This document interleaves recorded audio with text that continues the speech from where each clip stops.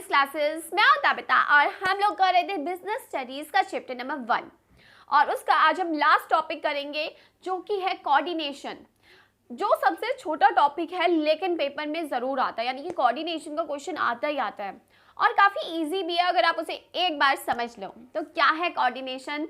देखो, कोऑर्डिनेशन के लिए अगर मैं एक वर्ड यूज़ करूँ दैट इज़ सिंक्रोनाइजेशन। सिंक्रोनाइजेशन का मतलब आपस में तालमेल बिठाकर चलना ही कोऑर्डिनेशन कहलाता है। यानी कि तालमेल बिठा के क्या, तालमेल कैसे बिठाई जाती है, तो मैं आपको इसका एक एग्जांपल देती हूँ। लाइक बिजनेस अगर तालमेल नहीं बिठाएगा ना तो मैनेजमेंट कुछ भी नहीं है। मतलब मैनेजमेंट, हम मैनेजमेंट करते हैं ना, मैनेजमेंट में हमने देखा कि हम 5 काम करते हैं, planning, organising, staffing, directing and controlling. ये तभी काम में आते हैं जब आपके बीच में कोऑर्डिनेशन हो, यानी कि अगर कोऑर्डिनेशन है तो ही ये 5 वर्क करेंगे, अदरवाइज नहीं करेंगे। तो कोऑर्डिनेशन आप समझ सकते हो कितना इंपॉर्टेंट है। तभी कोऑर्डिनेशन को एसेंस ऑफ मैनेजमेंट कहा जाता है। क्यों कहा जाता है? देखो, इसका एक एग्जांपल देती हूँ। लाइक बिजनेस में ना कितने डिपार्टमेंट्स होते हैं। सबसे पहला डिपार्टमेंट कौन सा होता है? परचेज डिपार्टमेंट का, जो सामान खरीदता है, ठीक है। और एक होता है प्रोडक्शन डिपार्टमेंट जो सामान बनाता है, फिर आता है हमारा सेल्स डिपार्टमेंट जो सामान बेचता है, राइट गाइज। और जो हमारा परचेज डिपार्टमेंट है, इसको पैसे कहाँ से मिलते हैं? फाइनेंस डिपार्टमेंट से। बिजनेस में जो लोग रिक्रूट किए जाते हैं, यानी कि जिनको जॉब पर रखा जाता है, वो रखता है हमारा ह्यूमन रिसोर्स डिपार्टमेंट। तो जनरली 5 डिपार्टमेंट और इसके अलावा बिजनेस अपने कन्वीनियंसी के हिसाब से डिपार्टमेंट बना सकता है, लेकिन जनरली 5 डिपार्टमेंट तो होते ही होते हैं, राइट गाइज। तो अगर सपोज करो फाइनेंस वाला परचेज वाले को पैसे ना दे तो परचेज वाला सामान नहीं खरीद पाएगा, और जहां परचेज वाले ने सामान नहीं खरीदा, प्रोडक्शन वाला सामान नहीं बना पाएगा, क्योंकि परचेज से जो सामान आएगा वही तो प्रोडक्शन में यूज़ किया जाता है बनाने के लिए। चाहे आप शर्ट का बिजनेस करते हो तो उसके लिए आपको क्लोथ्स की ज़रूरत है, कपड़े की ज़रूरत है, और अगर परचेज वाले ने कपड़ा नहीं खरीदा तो शर्ट्स नहीं बनेगी। अब प्रोडक्शन नहीं होगा तो सेल्स कहाँ से होगी? तो हमारा टारगेट क्या होगा? इनकम्प्लीट रह जाएगा।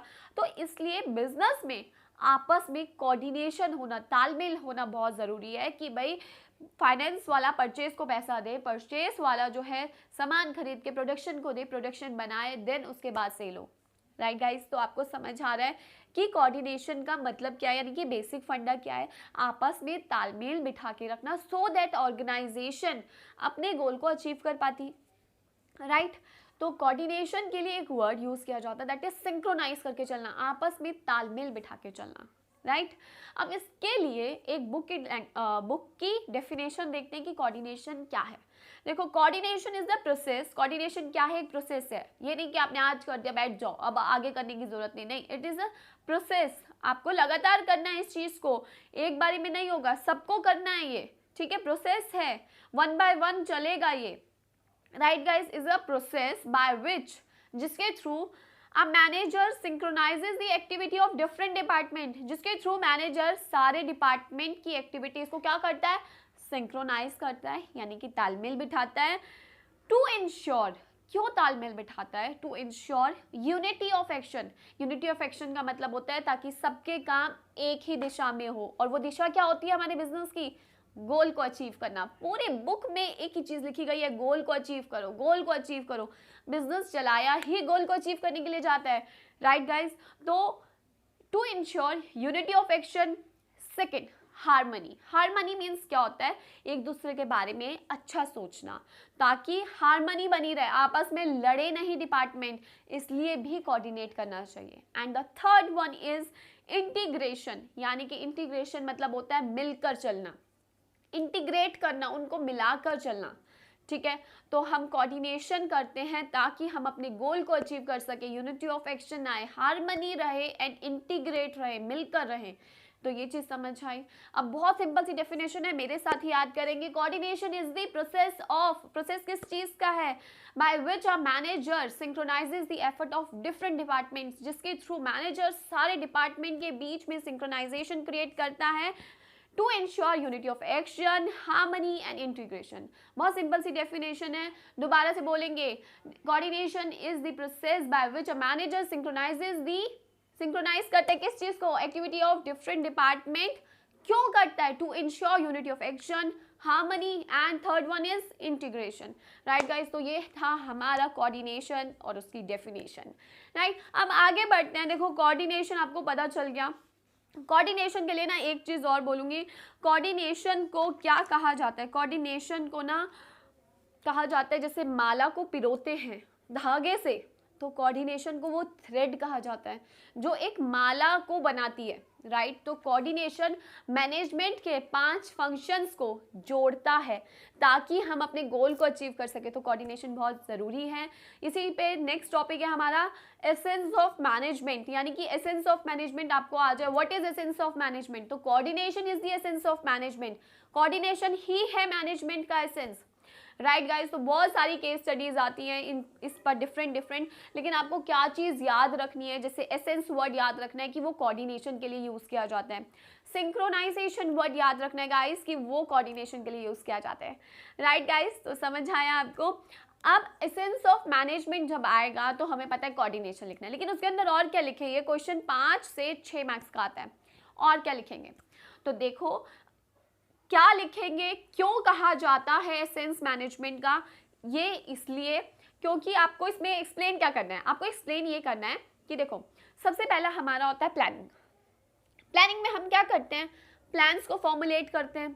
तो आपको यही चीज़ लिखनी है कि भाई प्लानिंग में प्लान्स को फॉर्मुलेट किया जाता है। ठीक है, अब उन प्लान्स के बेसिस पे सेकंड ऑर्गेनाइजेशन स्ट्रक्चर क्रिएट किया जाता है।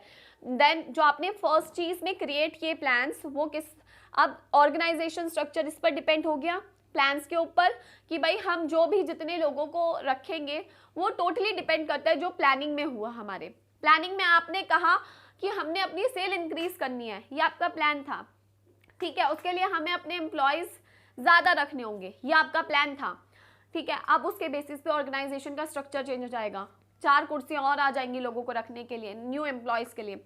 आपने अपना ऑर्गेनाइजेशन स्ट्रक्चर चेंज करा, अब उस बेसिस पे आपकी स्टाफिंग चेंज हो जाएगी। आप नए पर्सोनल यूज़ कर रही हो, रिक्रूट करोगे, मतलब नए एम्प्लॉयज़ रखोगे बिजनेस में। स्टाफिंग किस पर डिपेंड हो गया? अब ऑर्गेनाइजेशन स्ट्रक्चर पर, यानी कि पांचों के पांचों में अभी हम स्टाफिंग पे हैं। स्टाफिंग ऑर्गेनाइजेशन स्ट्रक्चर पे डिपेंड है, ऑर्गेनाइजेशन स्ट्रक्चर प्लानिंग पे डिपेंड है। इसके बाद आता है directing. Directing according to plan, आप डायरेक्टिंग जो भी आपने स्ट्रक्चर डिफाइन किया था, जो भी ड्यूटीज डिफाइन करी थी यहाँ पे, उसके बेस पर उन्हें डायरेक्ट करोगे। तो डायरेक्टिंग किस पर डिपेंड आ गया? हमारे स्टाफिंग पे। आप कंट्रोल किस बेस पे करोगे? जो आपने उन्हें डायरेक्शन दी थी, ताकि आपको डेविएशन पता चल सके कि भाई कहाँ कमी आ रही है, कहाँ ये लोग काम नहीं कर पा रहे हैं।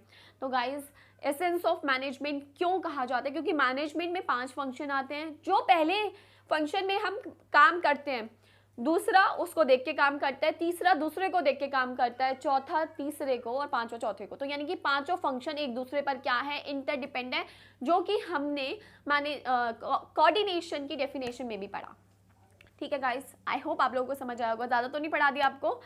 ठीक है, तो ये चीज़ समझ आई है गाइस, समझ आई है पक्का? आगे बढ़े, चलो। अब देखो हमारे कोऑर्डिनेशन के फीचर्स क्या होते हैं। कोऑर्डिनेशन के फीचर्स बहुत सिंपल से हैं, बहुत सिंपल है। कोऑर्डिनेशन का सबसे पहला फीचर्स है इंटीग्रेट ग्रुप एफर्ट्स, यानी कि कोऑर्डिनेशन की वजह से हमारे जो भी ग्रुप के एफर्ट्स हैं उनको हम इंटीग्रेट करते हैं। इंटीग्रेट क्यों करते हैं? ताकि हम अपने गोल को अचीव कर सकें। ठीक है, तो इंटीग्रेट ग्रुप एफर्ट्स, सबके एफर्ट्स को हम मिलाकर चलते हैं। सेकेंड, जिसकी वजह से यूनिटी ऑफ एक्शन आता है। जिसकी वजह से क्या होता है? यूनिटी ऑफ एक्शन, यानी कि सब काम कर रहे हैं मिलकर। क्यों कर रहे हैं? यूनिटी ऑफ एक्शन के लिए, ताकि हम अपने गोल को अचीव कर सके। तो second, coordination ensure unity of action, second हो गया। Third, coordination is a continuous process. Continuous process है, लगातार चलता रहता है, हर एक डिपार्टमेंट्स में चलता है, हर एक स्टेज पर चलता है, चाहे वो प्लानिंग हो, ऑर्गेनाइजिंग, स्टाफिंग, डायरेक्टिंग, कंट्रोलिंग। तो कंटिन्यूअस प्रोसेस है, इज अ परवेसिव फंक्शन, हर जगह यूज होता है। चाहे आप सोशल इंस्टीट्यूशन की बात करो, आप बिजनेस इंस्टीट्यूशंस की बात करो, प्राइवेट की करो, कहीं पे भी करो, आपको कोऑर्डिनेशन चाहिए। इवन आपको अपने घर में भी कोऑर्डिनेशन चाहिए। अगर मम्मा सुबह उठाएगी नहीं ना, तो आप स्कूल नहीं जा पाओगे। राइट गाइस, समझ लो आप इस चीज़ को कि कोऑर्डिनेशन परवेसिव फंक्शन है। परवेसिव मीन्स हर जगह चाहिए हमें। उसके बाद फिफ्थ आता है coordination is responsibility of all manager. सारे मैनेजर्स की रिस्पॉन्सिबिलिटी है, चाहे वो परचेज का है, चाहे वो फाइनेंस का है, ये नहीं कह सकते भाई हमें तो ज़रूरत नहीं है, नहीं, आप सबको ज़रूरत है, क्योंकि बिजनेस सिंक्रोनाइज करके ही चलाया जाता है।